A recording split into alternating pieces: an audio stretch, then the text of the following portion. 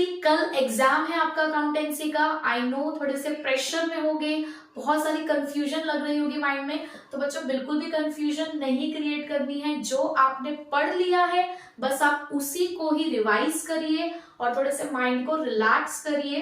Paper अच्छा आएगा। Already आप 2-3 एग्जाम अपने दे चुके हैं, तो अब आपको पता चल चुका है कि आपको पेपर को किस तरीके से अटेम्प्ट करना है। ठीक है, अब मैं यहाँ पर आपको कुछ बातें बताने जा रही हूँ जो बातें आपको कल के एग्जाम में थोड़ी सी ध्यान रखनी है। बच्चों सबसे पहली बात तो ये कि जो हमारे स्टार्टिंग के 15 मिनट है आपको उसका प्रॉपर यूटिलाइजेशन करना है। आपको टाइम वेस्ट नहीं करना है पूरा पेपर रीड करने में। आपको 6 to 7 एमसीक्यूज उस 15 मिनट में सॉल्व करने हैं, क्योंकि वही टाइम हमको आगे बड़े वाले क्वेश्चंस के लिए यूज करना है। ठीक है, दूसरी बात बच्चा फॉर्मेट पे ध्यान दीजिएगा। फॉर्मेट प्रॉपर बना के आइएगा, क्योंकि अगर आप प्रॉपर फॉर्मेट्स नहीं बनाएंगे तो मार्क्स डिडक्ट हो सकते हैं।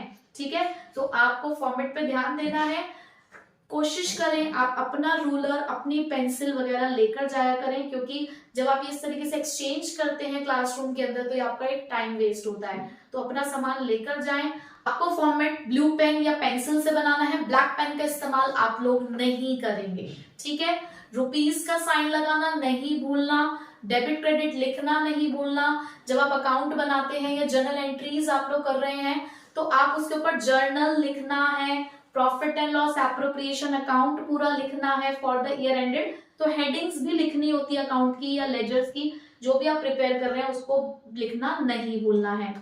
जब आप कोई परसेंटेज देख रहे होंगे किसी इंटरेस्ट की या डेप्रिसिएशन कैलकुलेट करने की, तो उसके आगे वर्ड पर एनम लिखा है या नहीं लिखा है, क्योंकि अगर पर एनम वर्ड होता है तो आपको मंथ का कंसिडरेशन देखना पड़ता है, टाइम का कंसिडरेशन देखना पड़ता है। पर एनम वर्ड नहीं लिखा है तो ये टाइम कंसिडरेशन नहीं आता।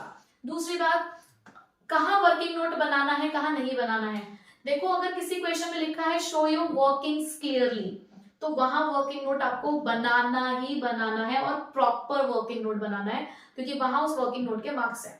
बट जिन क्वेश्चन में ये नहीं लिखी होती लाइन, वहां एक बार को अगर आप वर्किंग नोट नहीं भी बनाते हो तो चलेगा, बट कोशिश करिए कि लाइक आप गेनिंग रेशियो कैलकुलेट कर रहे हो, सैक्रिफाइसिंग रेशियो कैलकुलेट कर रहे हो, गुडविल कैलकुलेट कर रहे हो, तो वहां आप वर्किंग नोट्स बनाएं।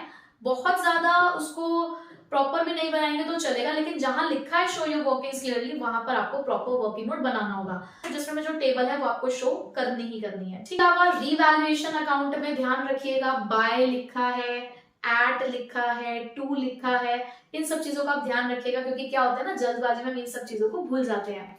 फिक्स्ड कैपिटल, जब आप क्वेश्चन को रीड कर रहे हो पार्टनरशिप के, तो वहां पे आप अगर देख रहे हैं कि लिखा हुआ है कि फिक्स्ड कैपिटल है, तो वहां पर जब आप एंट्रीज करेंगे या वहां पर जो भी आप ट्रांजेक्शन रिकॉर्ड कर रहे हैं पार्टनर्स के लिए, तो वो उसके करंट अकाउंट में जाएगी।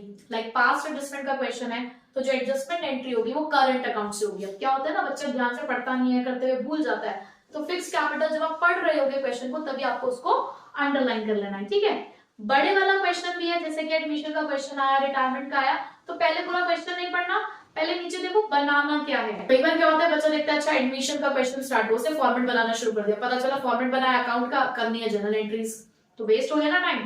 पहले पढ़ो कि आपको बनाना क्या है, उसके बाद अपना क्वेश्चन को आप रीड करना स्टार्ट करो उसी पर्सपेक्टिव के साथ। ठीक है, तो बहुत रिलैक्स होकर आपको पेपर करना है, कोई परेशानी वाली बात नहीं है। जहाँ कुछ ऐसे क्वेश्चंस हैं, कुछ ऐसे टॉपिक्स हैं जहाँ पे फॉर्मूलाज यूज होते हैं, तो उनके फॉर्मूलाज लिख कर आइए। आपको क्वेश्चन आगे नहीं सॉल्व करना आता कोई बात नहीं, आप फॉर्मूला लिख दो, नंबर मिलेंगे।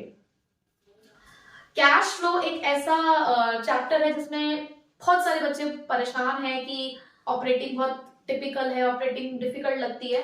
तो भैया आपको ऑपरेटिंग नहीं आ रही कोई बात नहीं, आपको इन्वेस्टिंग फाइनेंसिंग आ रही है, इन्वेस्टिंग फाइनेंसिंग बना दो, आपको उसके भी मार्क्स मिलेंगे, क्योंकि देखो हर एक चीज के मार्क्स होते हैं। अगर आपको ऑपरेटिंग नहीं आ रही तो ये नहीं कि क्वेश्चन को अटेम्प्ट ही नहीं करा, आपने इन्वेस्टिंग और फाइनेंसिंग करके आनी है। ठीक है, तो इस तरीके से आप करेंगे। अकाउंटिंग रेशियोज में जितने भी आपको फॉर्मूले आते होंगे, अगर उस टॉपिक से रिलेटेड जो भी रेशियो पूछी गई है नहीं आ रहा है, बट एटलीस्ट फॉर्मूला लिख कर आइए। ठीक है, एमसीक्यू कोई भी छोड़ना नहीं है, सॉल्व करना नहीं भी आ रहा हो तब भी करना है, पेपर पूरा अटेम्प्ट करने की कोशिश करनी है, स्टार्टिंग से ही स्पीड बनानी है, टाइम को मैनेज करके चलना है, बिल्कुल भी घबराना नहीं है। तो सो ऑल द बेस्ट, कल अच्छे से पेपर करके आना है, खुशी खुशी घर आना है। ठीक है, और अगर लगे कि पेपर ठीक नहीं भी हुआ है तो कोई बात नहीं, कोई चिंता वाली बात नहीं है। आगे बहुत सारे मौके मिलेंगे। अगर कुछ गलत होता है तो वो कुछ अच्छा होने के लिए होता है, कई बार कुछ गलत भी कुछ अच्छा होने के लिए होता है, तो इसमें भी बिल्कुल भी घबराने की जरूरत नहीं है। जैसा भी होगा बस खुशी खुशी आना है, ठीक है। Okay, bye bye.